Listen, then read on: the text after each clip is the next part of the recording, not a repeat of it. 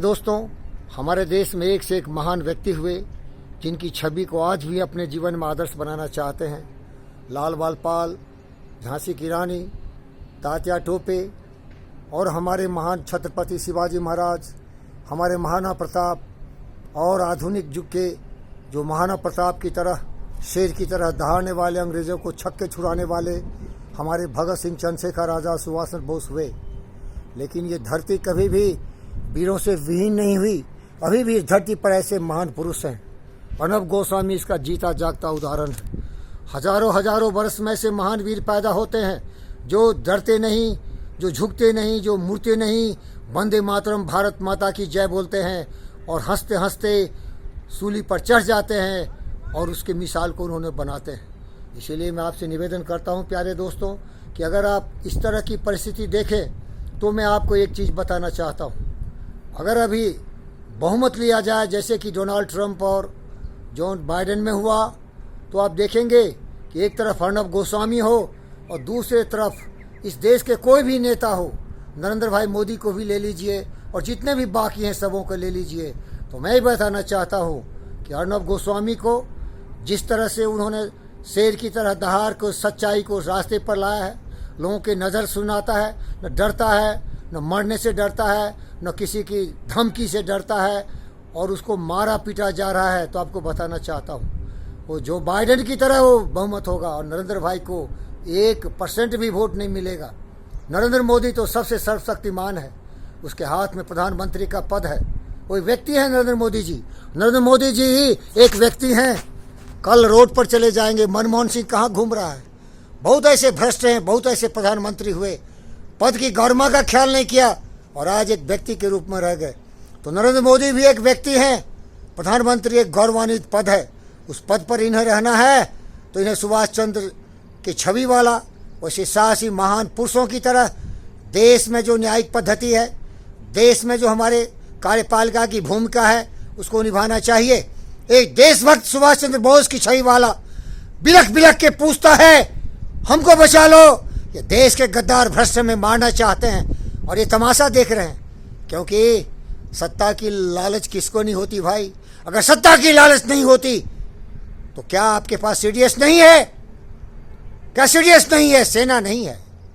अरे जिस जेल में हमारे भारत के शेर अर्नब गोस्वामी को कैद करके रखा गया है, वहाँ की छावनी को बिपिन रावत तुरंत परमिशन देता और जाके वहाँ उसको लिबरेट करता, उसको स्वतंत्र करता, क्योंकि अर्नब क्या पाकिस्तानी टेररिस्ट है? इसीलिए बता रहा हूँ, अगर अर्नब गोस्वामी में और इस भारत का सर्वशक्तिमान व्यक्ति जो कि संवैधानिक ढंग से प्रधानमंत्री हैं, अलग कर दीजिए, पद की गरिमा छोड़ दीजिए। एक व्यक्ति जिसका नाम नरेंद्र भाई मोदी है और दूसरा व्यक्ति जिसका नाम अर्नब गोस्वामी है, एक को डोनाल्ड ट्रंप बनाओ जो सत्ता में है और दूसरे को जॉन बाइडेन बनाओ और दोनों में इलेक्शन करा दो। 99.9% वोट अर्नब गोस्वामी को मिलेगा और नरेंद्र मोदी जी को केवल 0.1% वोट मिलेगा।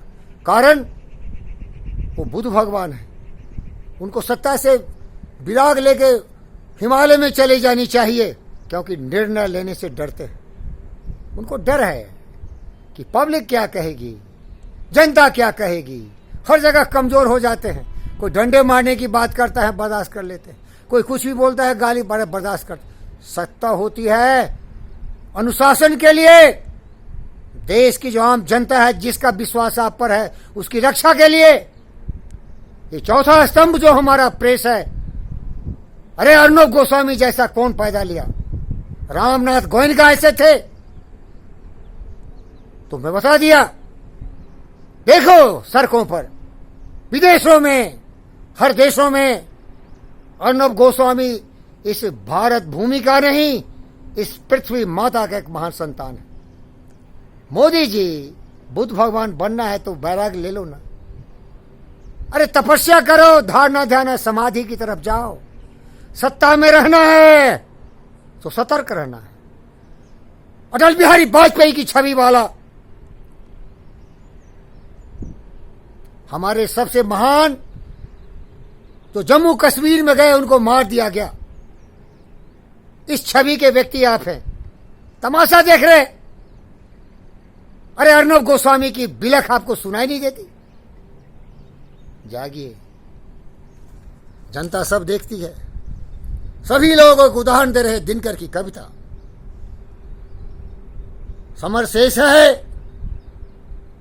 जो शोषण कर रहे हैं, जो अन्याय कर रहे हैं, उद्धव ठाकरे कर रहा है। खिचड़ी सरकार बना के, ये संविधान के हिसाब से गलत है। बीजेपी को बहुमत मिली थी, बीजेपी की सरकार होनी चाहिए, नहीं तो वहां फिर से इलेक्शन होना चाहिए। वो सत्ता के लोभ लालची में बाल ठाकरे का पुत्र सब कुछ गंवा दिया। गुंडागर्दी कर आप तमाशा देख रहे हैं मोदी जी। इसीलिए जो शोषण करता है और जो शोषण करते हुए दृश्य को देखता है, नपुंसकता है, नपुंसकता है भाई। पावर है आपके हाथ में। अरे चाइना, पाकिस्तान, कोई भी हिंदुस्तान के नजर से मिला के देख नहीं सकता। बिपिन रावत हमारा सीडीएस है। ये चूहे जिसको औरंगजेब ने कहा था, ये चूहे उद्धव ठाकरे, इसको मारने में कितना टाइम लगेगा भाई? ये हमारे अर्नब गोस्वामी को जो सता रहा है, कुछ करिए। धन्यवाद।